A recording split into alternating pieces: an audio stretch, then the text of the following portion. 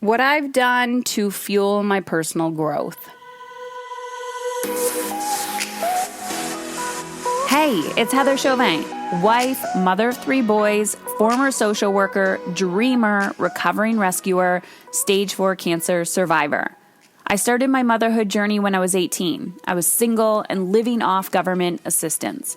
Beyond all of these titles and labels, I'm a human being, just like you, attempting to navigate it all while feeling good. My goal on this podcast is to show you that you can live an energized, sustainable life, both at home and in your work. On this show, I attempt to keep it real with stories, interviews, and random thoughts. This is not a business or career podcast, and it's not a parenting podcast. It's both and so much more. You will laugh, you will cry, and maybe even get a little frustrated with the truth you've been hiding from yourself. I believe all human behavior is a language, whether it's through your child's behavior, your health, or a relationship. And when we learn to listen instead of react, we begin to understand what it truly means to feel alive and in control. If you haven't already, go grab a copy of my book, Dying to Be a Good Mother. You can purchase it wherever books are sold online. And if you're interested in how to integrate this work into your life and get quicker results, you can learn more about my mastery and mastery business coaching experiences at heatherchauvin.com/work with me. Heather Chauvin, CHAUVIN.com/work with me. And you have a personal question or a topic you'd like me to answer on this podcast, then text me 313-710-5199. 313-710-5199. All right, let's change your life. Let's dig in. Hey, all right. Heads up. And a warning that I'm really spicy today, and it's going to be a hardcore Heather Chauvin pep talk. And before we dive into that, today I'm actually going to read a post to you that I reshared on my personal Facebook. And I'm going to talk personally after I read this about how I have really had to begin to embody this message and what I've had to do on a personal level to gain alignment, to gain freedom, to gain ease, all of that fun stuff. So let's dive in to today's conversation or today's topic, which is all about taking radical responsibility for how you want to feel. And I thought this little fable that I'm going to read to you was appropriate because it's a visual of how when we change as people, right? How when we change, others react to our change and they wonder, what's going on? Are you okay? Until they realize, oh crap, this is the new her. And this is also proof that when we change, other people change too, for the better. And that all we can do is really worry about ourselves. So let's dive in. So if you want to read the whole thing, you can see there's a picture. You can just find me on Facebook. It's my personal profile, Heather Chauvin. It's like a little cartoon of a woman in the shower, and it looks like her husband or partner is kind of staring at her like she's lost it or something.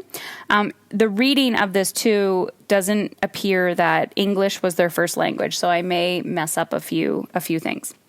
So here we go. My mom had a lot of problems. She did not sleep. She felt exhausted. She was irritable, grumpy, and bitter. She was always sick until one day, suddenly, she changed. One day, my dad said to her, "I've been looking for a job for 3 months and I haven't found anything. I'm going to have a few beers with friends." My mom replied, "It's okay." My brother said, "Mom, I'm doing poorly in all subjects in university." My mom replied, "Okay, you will recover, and if you don't, you'll have to repeat the semester, but you'll have to pay for your tuition." My sister said to her, "Mom, I smashed the car." Okay, daughter, take it to the mechanic, find out how to pay for it, and while they fix it, get around by bus or subway. Her daughter-in-law said to her, Mother-in-law, I came to spend a few months with you. My mom replied, Okay, settle on the living room couch, look for some blankets in the closet. All of us gathered around worried to see these reactions coming from Mom. We suspected that she had gone to the doctor and she was being prescribed some pills called I don't give a damn about 1,000 milligrams. Perhaps she was overdosing on these. We then proposed to do an intervention to my mother to remove her from any possible addiction she had towards some anti-tantrum medication. But what was not the surprise was when we all gathered around and my mom explained. It took me a really long time to realize that each person is responsible for their life. It took me years to discover that my anguish, my mortification, my depression, and my courage, and my insomnia and stress did not solve their problems, but aggravated mine. I am not responsible for the actions of others, but I am responsible for the reactions I express to them. Therefore, I came to the conclusion that my duty to myself is to remain calm and let each one solve their problems. I have taken courses in yoga, meditation, miracles, human development, mental hygiene, vibration, and neuro-linguistic programming. And in all of them, I found a common denominator. Finally, they all lead to the same point. And it is that I can only interfere with myself. You have all the necessary resources to solve your own problems. I can only give you my advice if you ask me, and it depends on you to follow it or not. So from now on, I let go. Your life is your responsibility. Your life is your responsibility. From now on, I declare all independent and self-sufficient adults. Everyone at my mom's house was speechless. From that day on, my family began to function better because everyone in the house knows exactly what it is they need to do. And for some of us, this is hard because we've grown up being the caregivers, feeling responsible for others. Breathe, release, and relax. They will figure it out eventually. All right. So, as you know, when I started my journey, parenting was my biggest pain point. Parenting is one of those intimate relationships where your children just mirror your deepest wounds. They mirror. And our culture buys into this. And you look everywhere, all the devices and things that they try to teach us and get us to buy into to control our children. Control, fear-based strategies.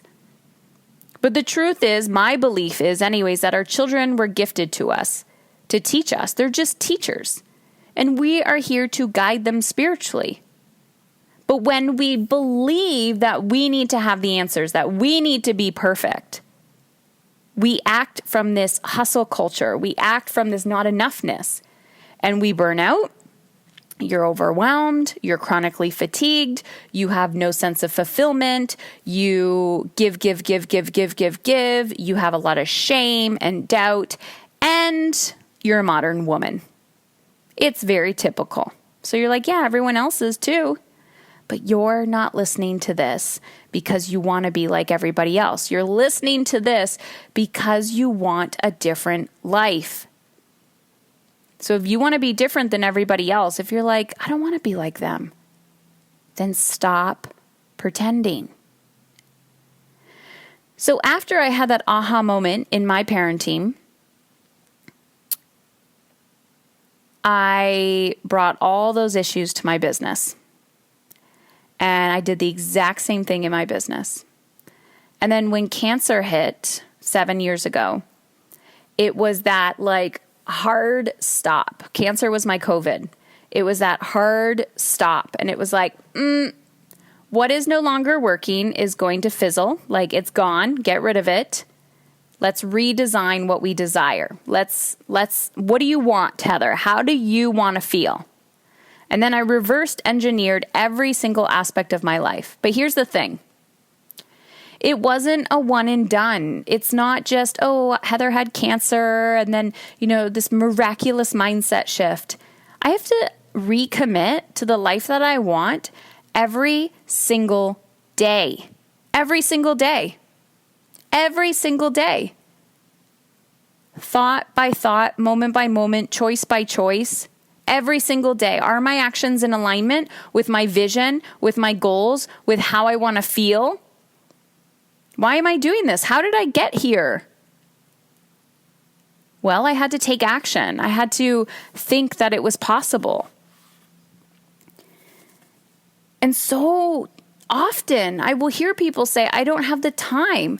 And I'm like, but you don't have the time because you've been conditioned to believe that everybody else but you matters. So instead of saying, I don't have the time, say, wow, it's wildly uncomfortable to even consider what I want. Just consider that. I can't afford it. You can't afford it? You can't afford it. Is it that you can't afford it, or the fact that even considering anything for yourself that would be soul fulfilling makes you want to vomit and shit your pants, and it makes you feel selfish or guilty, or you're going to ruffle some feathers? Because the truth is, like you heard me say in the story, you will ruffle feathers, but that's because you are a change maker. That's because you are a leader. And if you do not identify as a leader, raising the next generation of human, why is that not considered leadership to you? Why is that not considered important? Who taught you that your wants, needs, and desires don't matter? And the more important question is, why are you okay with that story? Why are you okay with having chronic overwhelm as your go-to feeling? How come joy and passion and a sense of peace are not your norm? So for some of you, you might be thinking, they are my norm and I'm so grateful. I've done so much work to get here. And some of you might be thinking, I don't know where the fuck to start. Here's my point. It's a journey. It's a journey. And so many people will say, what exactly did you do? And I will tell you exactly what I did. You want to know? I listened to that voice inside of me. Remember that question I always give you? Wouldn't it be nice if? I wrote that down on a piece of paper. Wouldn't it be nice if? And then I started writing. Wouldn't it be nice? And everything that came out of me, that's called a desire. That's from my inner self. That's from the core of my being, the knowing. And when I started acting on those things, little by little, just little breadcrumbs, just leaning in. When I started doing that, I stopped yelling. I stopped yelling at my kids. When I stopped putting everybody else's needs before my own, and I'd say, I don't have the capacity for that right now. And someone else would be like, oh, you're never there. You're never there for me. And I would feel really anxious, or I would feel like I'm a bad person because I was like, feeding myself. I thought, damn, I'm drowning over here. I'm trying to implement a boundary and this person can't see that I'm drowning. And they don't really care that I'm drowning. Is that the type of person I want in my life? So it got wildly emotionally uncomfortable before I understood how to hold the capacity for freedom and joy and ease. And then had the courage to really go after what I wanted in my life. And then you get to one point in your life and you're like, oh crap, there's a next level, there's a next level, there's a next level. There's always more. There's always going to be more. The learning never stops. But here's the thing. If you're not even willing to start, the least you can do is admit that. If you're not even willing to start, the least you can do is admit that. All right. I am so curious what this episode triggered inside of you. Did you have to listen to it multiple times? And if you want to engage in a conversation with me, then text me 313-710-5199. 313-710-5199. It is an American phone number. I use it for the podcast. Text me. What did you think? Was that a punch in the face? Was it refreshing? I want to know. Talk soon.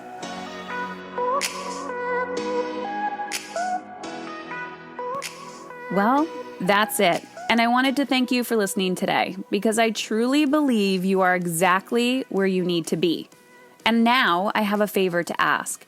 In exchange for the value you've gained from this free podcast, I'd be forever grateful if you would leave us a review on iTunes. Share the show with at least one woman in your life who you feel would benefit, and or take a screenshot and share it on social media. And always feel free to tag me at Heather Chauvin. The world does not benefit from your guilt and fatigue. The world needs more women who are willing to unlearn everything they've been taught. Women who are courageous enough to feel good and not let guilt run the show. I believe you are that courageous woman. To see if my community and coaching is the right fit for you and your big vision, the relationships you desire, the money, time, energy that you know deep down you are capable of creating, then head on over to heatherchauvin.com/work with me. That's Heather Chauvin, CHAUVIN.com/work with me, and take the next step in the right direction. Taking a stand for how you feel means you are taking a stand for how your children show up as adults. And if you have a personal question or topic you'd like me to answer on the podcast, text me 313-710-5199. 313-710-5199. You are so worthy of feeling good. Now go do some scary shit.